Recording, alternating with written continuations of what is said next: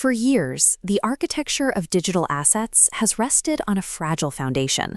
The model assumes that tokens will perpetually appreciate in price, while requiring users to hand over their funds to centralized custodians. Quorevia dismantles that model. It is a decentralized protocol built entirely around a fixed price axiom. Every asset license on the network is worth exactly $1. Hard-coding this fixed value into the protocol architecture removes market volatility from the asset's lifecycle entirely. But this creates an immediate architectural problem. If the market price is mathematically forbidden from increasing, how do you incentivize early adopters to join the network and bootstrap liquidity?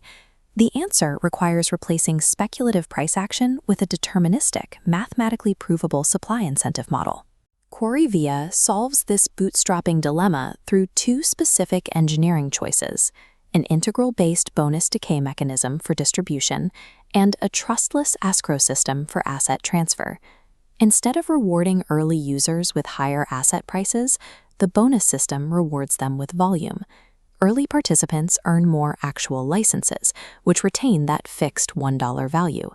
Simultaneously, the escrow system isolates the asset custody from the financial settlement. The network never holds user funds, cutting out the risk of a centralized treasury collapse. By pairing fixed-price volume rewards with decentralized off-chain settlement, Quorevia engineers out speculation while maintaining a secure peer-to-peer exchange ecosystem. The base unit of this network is a digital license.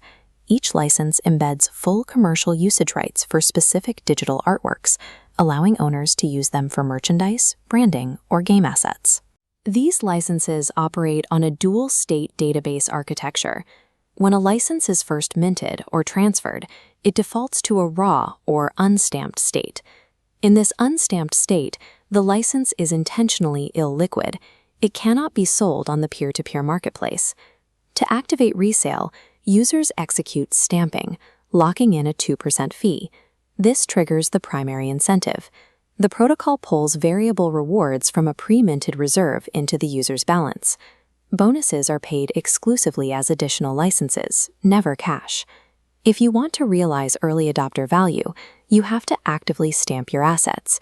This mechanism forces participation, systematically converting passive holders into active network participants.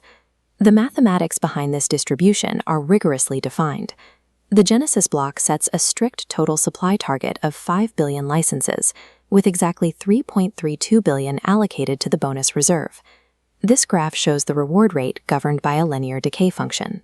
At network 0, stamping yields a 100% bonus. As total supply approaches 5 billion, that reward scales down linearly to exactly 10%.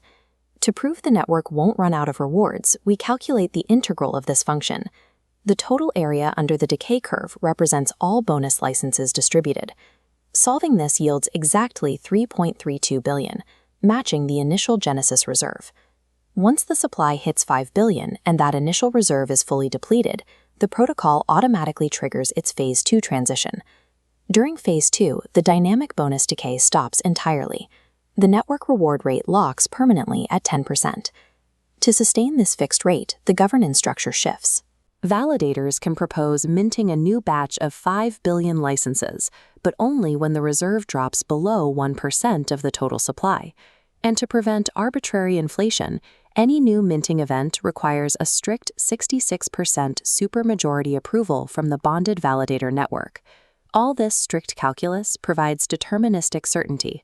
Protocol architects know exactly how the supply will scale, ensuring the reward pool will never exhaust before the network reaches extraditize.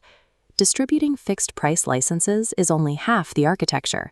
The network also has to let users trade them securely in a decentralized environment.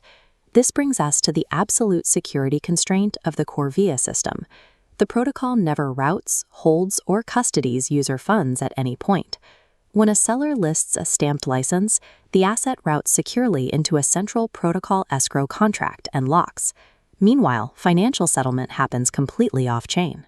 The buyer sends money directly to the seller via traditional banking or separate crypto rails. Once the seller receives the funds, they manually send a confirmation signal.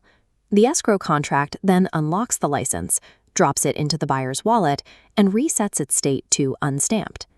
If an off-chain payment is contested while the asset is locked, the Validator Network steps in as a decentralized court. Validators review the external payment evidence submitted by both parties. They then conduct a majority vote to manually route the locked asset to the rightful owner. By decoupling the on-chain asset state from the off-chain financial settlement rails, the network eliminates the massive centralized honeypots that define traditional Web3 exchanges. Maintaining this escrow and arbitration system requires validators to bond a minimum of 10,000 licenses to participate in network consensus. This bond serves as a direct economic deterrent. Any malicious arbitration or false state propagation results in those bonded licenses being immediately slashed. To manage the network data, Quorevia employs a two-tier database architecture. Individual user security is isolated in local SQLite databases, completely separated from the global state maintained by the validator nodes. Validator nodes periodically run a universal sync protocol. Before accepting any sync, nodes pass absolute invariant checks. Total network licenses must perfectly equal stamped plus unstamped. No negative balances can exist. Finally, reserve, market, and user balances must equal total supply. Combining isolated local databases with these universal invariant checks mathematically prevents corrupted states or double spends from ever propagating to the global network. The complete Quorevia stack engineers out speculation via a strict fixed price floor. The protocol addresses the bootstrapping problem with a rigorously calculated decaying bonus schedule, perfectly matching Genesis reserves to early adoption volume. Decoupling the asset escrow from the actual fund settlement removes the centralized financial risk inherent in most digital asset platforms. For Web3 architects, this provides a stable, predictable, and open-source infrastructure layer for digital property rights that is immune to market volatility. Reliable decentralization emerges from deterministic mathematics and structural invariance, functioning independently of price speculation.